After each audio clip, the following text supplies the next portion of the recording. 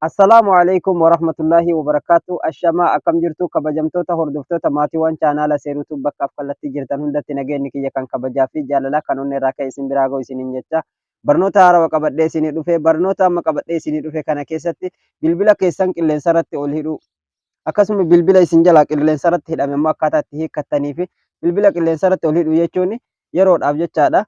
Fakkeenyaaf amma yoo biizii taatanii yoo dalagaan akka malee isinitti baay'atte yookaan yoo bakka itti bilbila namarraa kaasan namarraa hin kaafne jiraattan akkasuma yoo hirriba keessa jiraattan akka namni isinirratti hin bilbille yeroodhaaf bilbila keessan qilleensa irratti ol hiitanii yeroo waan san keessaa baatan ammoo akkaataa itti gaddeeffattanii ittiin haasa'uu dandeettaniin isinitti argisiisaa jechaadha. Inni lammataa bilbila keessan ammoo namarratti hawwaltanii nama hiriyyaa nama amantan yookaan nama sirriitti bilbila keessan yoo itti kennitanillee amantan tokkotti bilbila keessan ergattanii bilbilli silaa isin irratti bu'ee isin cinqu sun kabiizii isin godhu sun akka nama isin irratti bu'ee namni isin irraa kaasee waan isin keessa jirtaniif akka isin keessa jirtan waan isin biizii taataniin sana namni sun itti himeefis itti isinii himee san boodarra haajaa keessan isinii fixattanii yeroo achi keessaa baatanitti irraa hiikkachuudhaan akkaataa ittiin bilbilachuu dandeettan isinitti argisiisa. Ani Seeruutuubiidha.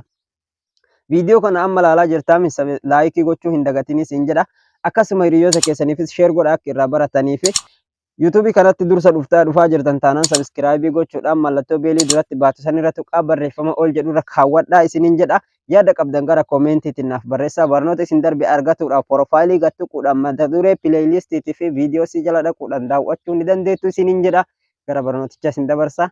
Na waliin turtii ga'a. Egaa daawwattoota kiyya erga gara iskiriinatti isin dabarsee foonii bilbilaa keessan keessa dhuftu manuma bilbilaa jechuudha. Erga mana bilbilaa keessa dhuftanii maal gootanii amma kan isinitti argisiisu bilbila qilleensa irratti ol hidhuudha jechuudha. Akkatti bilbila keessan qilleensa irratti ol hiitan urjii lama takka urjii argitanii am urjii lama takka urjii sana booda maal gootan lakkoofsa barbaadan itti barreessitu. Lakkoofsa feetan san erga itti barreessitanii ka barbaadan jechuudha. Kuni lakkoofsa barbaadanidha. Asii achi opshinaaliidha jecha lakkoofsa dirqamaatii miti. Lakkoofsa barbaadan itti barreessitu jechuudha. Ergasii masalaalii gootan irratti bilbiltan. Bilbilli keessan qilleensa irratti hidhamee jechuudha. Okay jettaniini bilbilli keessan qilleensa irratti hidhamee jira jechuudha. Haala kanaan bilbila keessan qilleensa irratti ol hidhuu dandeettu jechaadha.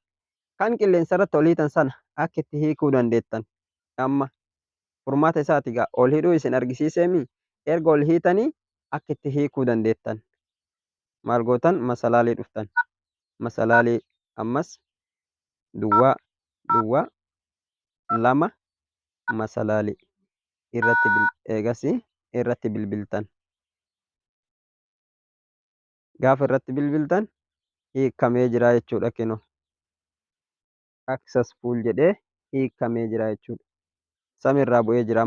Kan qilleensa irratti ol hiitan suni hidharraa hiikamee jira jechuudha. Amma isinii galee qilleensa irratti ol hidhuu faayidaa isaa reefu isinitti himee jira.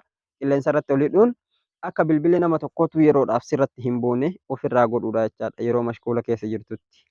Amma kan isinitti argisiisu akka itti bilbila keessan namarratti hidhuu dandeettan.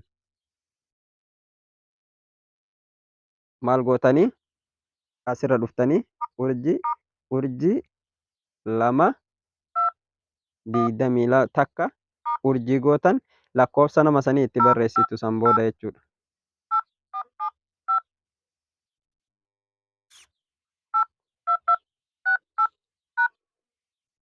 Erga lakkoofsa nama sanii itti barreessitanii xumurtanii masalaalii gootan. Xumura irratti masalaalii barreessitu. Ergasii irratti bilbiltanii jechuudha. Amma okay jettaniini nama san irratti hidhamuu isaa maaliin beektan amma kana asirratti lakkoofsa lama akka hidhame kinoo asirratti ilaala. Lakkoofsa lamaa fi xiyyi akkana garagaltee jirti. Kuni jechuun maa inni bilbilli kiyya namarratti hidhamee jira akka namarratti hidhamee jiru natti agarsiisaa jira jechuudha. Haala kanaan bilbila keessan nama san irratti hidhuu dandeettan. Xalafuu dandeettan jechaadha. Bilbila lama walitti xalaftanii nama san irratti akka bilbilli keessan bu'u gootanii jirtanii jechuudha. Haga rakkoo san keessaa baatanii yookaan haga mashquulummaa sanirraa baatanii haga hirriba irraa kaatanii haga bilbilli keessan chaarjii fudhateetiin itti deebitanii haala kanaan namarratti hawwaluu dandeettu jechuudha. akka nama sanirra bilbilli sun bu'uuf. Erga haala kanaan bilbilli keessan hidhamellee akka itti hiikuu dandeettan isinitti argisiisaa jechuudha. Amma namoonni tokko tokko ka bilbilli isaanii jalaa xalafamee yeroo dho'isaadhaan jechuudha hiriyoonni isaanii yookaan namni isaan itti dhihaatan bilbila isaanii harkaa fuudhuudhaan bilbila xalafantu jira. Asirratti ammoo gaafiin tokko ni ka'a jedheetiin yaada. Gaafiin ka'ullee nama nu bira hin jirre akkamitti bilbila isaa ofirratti hidhuu dandeenya warri jettan jechuudha. Hin ta'u isaan barsiisuun haraami. Jechuun waan hannaa isin barsiisuun hin ta'u sun hanna waan ta'eef hanni haraami. Bilbila namaa hatu jechuun haraami. Kanaafuu hanna isin hin barsiifnu wama qulqulluu ta'e wal barsiifna jechuudha. Kana haala kanaan erga inni hidhamee jiraate bilbila keessan ammoo yoo akkanatti ka hidhaa jiru kana argitanii sirreeffatuu qabdu jechaadha. Kuni bilbilli akkana taanaan namarratti hidhamee jira jechuudha. Kana akka itti sirreessitan isinitti argisiisa. Amma nama sanirratti hidhame wanni silaa namni irra dawwalu nama sanirratti dawwalamaa jechuudha. Narratti hin bu'u.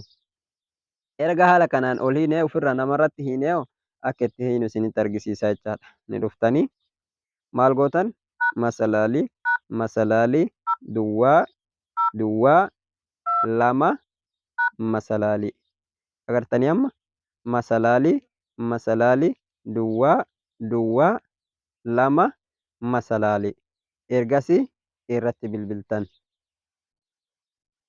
Gaafa irratti bilbiltan keno successful jedhe ammas hiikamee jira jechuudha. Okay jedhaanii xiyyi reefu isin argisiise ta'a asirraa sun amma baddee jirti.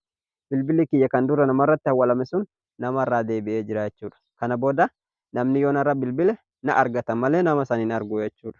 Haala kanaan bilbila keessan ofirraa ol hidhuu dandeettu isiniin jedha.